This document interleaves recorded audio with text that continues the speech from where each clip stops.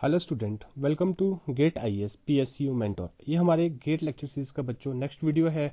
Last video में मैंने discuss करा था ट्रिग्नोमेट्रिक फोरियर सीरीज के बारे में। फाइन, यहाँ पे हम डिस्कस करेंगे complex exponential Fourier series. Right, अब देखो, इसको डिस्कस करने से पहले मैं आपको ये क्लियर कर दूं, मैंने ये कॉम्प्लेक्स एक्सपोनेंशियल सिग्नल लिखा है अभी। फाइन, अगर मैं यहाँ पे n की ये डिफरेंट वैल्यू सब्स्टिट्यूट करता जाता हूं तो जो भी मेरे पास इस सिग्नल का सेट बनेगा वो क्या होगा, दैट विल बी ऑर्थोगोनल और हार्मोनिकली रिलेटेड। कैसे harmonically related? Because fundamental frequency कितना हो गया, ओमेगा नॉट। इसके अलावा जो भी फंक्शन इस सेट में होगा for different value of n, उसका फ्रिक्वेंसी क्या होगा, multiple integer of omega naught. Fine, hopefully clear है।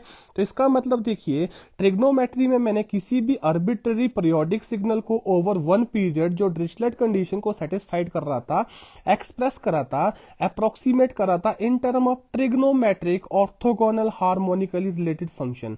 बट कॉम्प्लेक्स एक्सपोनेंशियल में मैं किसकी टर्म में एक्सप्रेस करूंगा, किसकी टर्म में अप्रोक्सीमेट करूंगा, किससे रिकंस्ट्रक्ट करूंगा, इन term of harmonically related orthogonal complex exponential function, जो आपके पास इस फॉर्म में। फाइन, तो चलो देर ना करते हुए कोई भी arbitrary signal g of t जो पीरियोडिक है, किसके साथ, विद पीरियड t नॉट। हाँ जी, कितना ले लेते बच्चों, विद पीरियड t नॉट।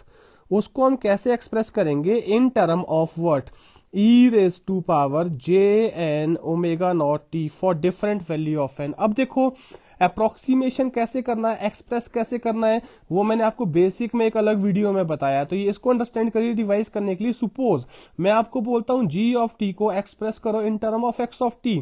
अगर आप सिग्नल से नहीं समझ रहे तो वेक्टर एनालिसिस पे जाइएगा। फाइन, अगर आप किसी एक वेक्टर की प्रोजेक्शन निकालते हो एक्स एक्सिस के लॉन्ग, तो आप क्या लिखते हो, कुछ स्केलर प्रोजेक्शन मल्टीप्लाइड बाय जिसके लॉन्ग निकाल रहे हो। तो अगर मैं g ऑफ t को x ऑफ t में अप्रोक्सीमेट करूं तो ये कोफिशिएंट होगा, प्रोजेक्शन होगा, स्केलर फैक्टर होगा।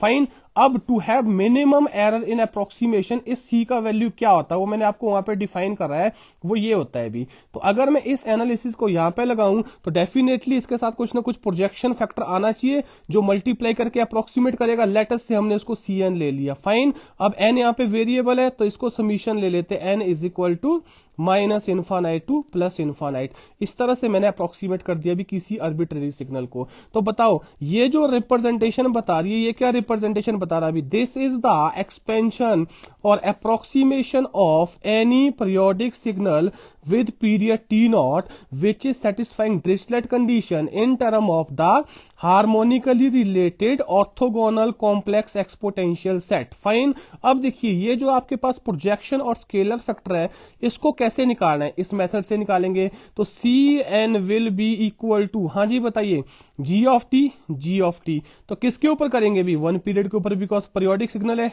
T not. तो g ऑफ t को एज इट इज लिखा मैंने, ठीक है। हाँ जी, अब यहां पे आएगा x ऑफ t। अब इस केस में x ऑफ t क्या है, ये हो गया यहां से। फाइन, तो क्या लिखेंगे, e raise to power minus j n omega not t, साथ में क्या आएगा dt। रीजन, जब आप in term of complex exponential express कर रहे हैं तो यहां पे इसका कॉन्जुगेट होता है भी, रियल वैल्यूड में कॉन्जुगेट का सिग्निफिकेंस खत्म होता है। इसीलिए मैंने इससे पहले जितने भी एक्सप्रेशन किए हैं वो सारे रियल वैल्यूड वाले हैं। जब कॉम्प्लेक्स वैल्यूड की टर्म में एक्सप्रेस करोगे, अप्रोक्सीमेट करोगे, तो यहाँ पे आपके पास क्या आता है, कॉम्प्लेक्स कॉन्जुगेट आता है। होपफुली क्लियर है। तो ये आपके पास क्या था, प्लस जे था, कॉन्जुगेट करके क्या हो जाएगा, माइनस जे। होपफुली क्लियर है। डिवाइड बाय, अब किसका एनर्जी निकालना है, एक्स टी का, जिसकी टर्म अप्रोक्सीमेट करे, किसकी टर्म है, इसकी टर्म है। अगर मैं इसका एनर्जी निकालूं तो क्या बनेगा, t nought over e raise to power j n omega not t mod का स्केयर। फाइन, साथ में क्या आएगा, डी टी। तो यहाँ पे भी क्या होगा भी बच्चों, आपके पास कॉम्प्लेक्स के लिए मॉड होगा, मॉड का स्केयर होगा, कॉम्प्लेक्स के लिए, रियल वैल्यूड के लिए क्या सिंपल स्केयर होगा, कॉम्प्लेक्स के लिए मॉड का स्केयर होगा। मैंने यहाँ पे ले लिया है। होपफुली क्लियर है। अब देखो, अगर आप डिनोमिनेटर वाली टर्म को सॉल्व करोगे, सिंपली कितना आएगा आपके पास, टी नॉट। कितना आएगा, टी नॉट, बिकॉज ये कितना हो जाएगा, 1 हो जाएगा। तो कहीं ना कहीं सी एन जो आपके पास अप्रोक्सीमेशन कोफिशिएंट है, कितना आएगा, 1 अपॉन टी नॉट इंटीग्रेशन 0 से टी नॉट लिखो या ओवर वन पीरियड लिखो, साथ में क्या आएगा, g of t e raise to power minus j n omega not t d t. क्या ये लिखा जा सकता है, यस।